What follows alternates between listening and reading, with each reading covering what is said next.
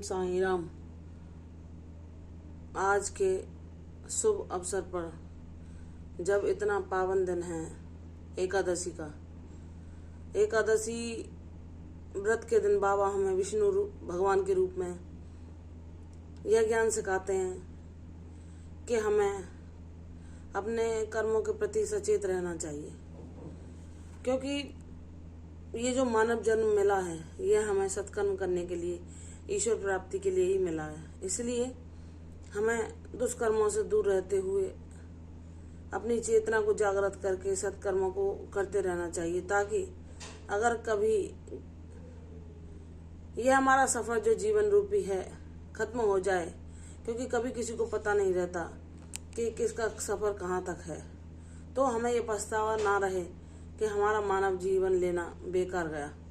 हमने जिस उद्देश्य के लिए हमें यह जीवन मिला था वह तो किया नहीं, और हम इन भौतिक सुख सुविधाओं में फंसकर अपनी इच्छाओं की पूर्ति में ही लगे रहे, और हमने इन झूठे सुखों में फंसकर जो जीवन का सच्चा सुख था उसे पाने से तो हम वंचित ही रह गए। बाबा कहते हैं, मेरे बच्चे, इसलिए तुम सत्कर्म करो। अगर तुम व्रत कर सकते हो तो करो, नहीं कर सकते तो अपने मन को पवित्र रखो, और अपने मन का यह व्रत करो कि तुम किसी के प्रति बुरे विचार ना लाओ, किसी की निंदा ना करो, किसी का उपहास ना करो, किसी के दिल को दुखी ना करो, किसी की भावनाओं को चोट ना पहुंचाओ। यह व्रत भी करने से विष्णु भगवान जी नारायण हरि हम पर सदैव प्रसन्न होते हैं और हम पर अपना आशीर्वाद लौटाते रहते हैं। अगर हमारे घर कोई भिक्षुक आता है, अगर हम उसे देना चाहते हैं या उसकी इच्छा के अनुसार वह मांगता और हम उतना नहीं देना चाहते, जितना हम दान करने की इच्छा रखते हैं सिर्फ उतना ही देना चाहते हैं, तो मेरे बच्चे उसका तिरस्कार ना करो, उसे कटु शब्द ना बोलो। जितना तुम्हें देना है या नहीं देना उसे प्रेम पूर्वक बर्ताव करो और उसे प्रसन्न मन से ही अपने घर से विदा करो, ताकि वह तुम्हारे प्रति अपने दिल में दुआएं ही देकर जाए, तुम्हारे प्रति अपने दिल में अच्छे भाव ही रखे। कोई भी नकारात्मक ऊर्जा, कोई भी बद्दुआ, कोई भी बुरी ऊर्जा तुम्हें प्राप्त ना हो सके। इसलिए मेरे बच्चे, मैं तुम्हें हर पल सचेत कर रहा हूँ कि तुम इस भक्ति मार्ग पर चलते हुए वह सब पालोगे जिसकी तुम इच्छा रखते हो। इसलिए मेरे बच्चे, मुझ पर पूर्ण विश्वास करके दृढ़ निष्ठा के साथ अपने कदमों को आगे बढ़ाते चलो। मैं हर पल तुम्हारे साथ हूँ, हर पल तुम्हें देख रहा हूँ तुम क्या कर रहे हो।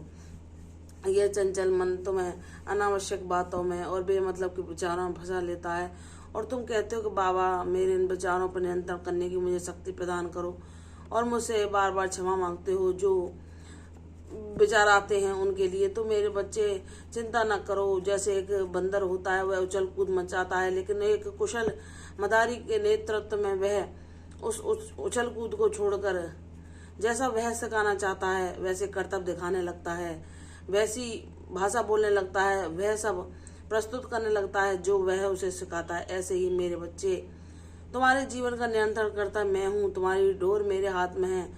तुम व्यर्थ चिंता ना करना। यह मन तुम्हें कितना भी चंचलता की ओर आकर्षित क्यों ना करे, तुम्हारा नियंत्रण करा, तुम्हारा पालनहार मैं हूँ।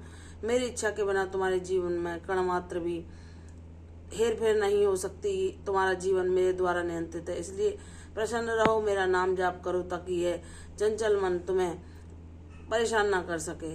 मेरे बच्चे, तुम ये कहते हो कि बाबा मैं किसी के साथ कितना ही भला क्यों ना कर लूँ, लेकिन लोग मुझे अपनी बातों से आहत करते हैं, मुझे दुख पहुंचाते हैं। वह मेरा दिल में जो सच्चाई है, या मैं उनके लिए अपना सबसे सर्वोत्तम सेवा करने का प्रयास क्यों ना करूं, तब भी वे उन भावनाओं को ना समझकर मेरी त्रुटियों की ओर ही अपना ध्यान लगाते हैं, जो अगर मेरे अंदर नहीं भी हैं तो वह अपने मन से उन्हें पैदा कर देते हैं। तो मेरे बच्चे, जाने दो, तुम्हें किसी का साथ ढूंढने की जरूरत नहीं है।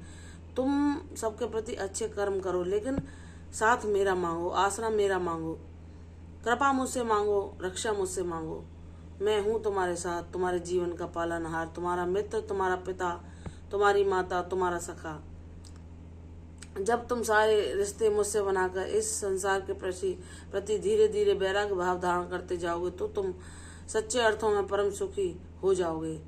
और तुम ये जानते हो कि जितने भी रिश्ते हैं वे यहीं बनते हैं, यहीं छूट जाते हैं। एक ईश्वर का ही वह सच्चा रिश्ता है जो तुम्हारे साथ चलता है। इसलिए कोई तुम्हारे पुराने प्रारब्ध के कारण या उससे तुम्हारा ऋणानुबंध है तो वह तुम्हें अपनी बातों से तुम्हारा अच्छा करने के बावजूद भी तुम्हें दुख पहुंचाने का प्रयास करता है, तो मेरे बच्चे उसे माफ कर दो, लेकिन उसके पास अपना बहुमूल्य समय ना गवाओ, ताकि वह तुम्हारी ऊर्जा का क्षय ना कर सके, तुम्हारी ऊर्जा को नष्ट ना कर सके, तुम्हें अपनी ऊर्जा से आकर्षित ना कर सके। इसलिए जितना हो सके तुम अपना ध्यान बाबा के नाम जाप में और बाबा का ध्यान करने में ही लगाओ, और कर्तव्य कर्मों को करते हुए ईश्वर का ही स्मरण करते रहो, ताकि तुम्हें उनका सानिध्य प्राप्त हो सके, किसी और का नहीं।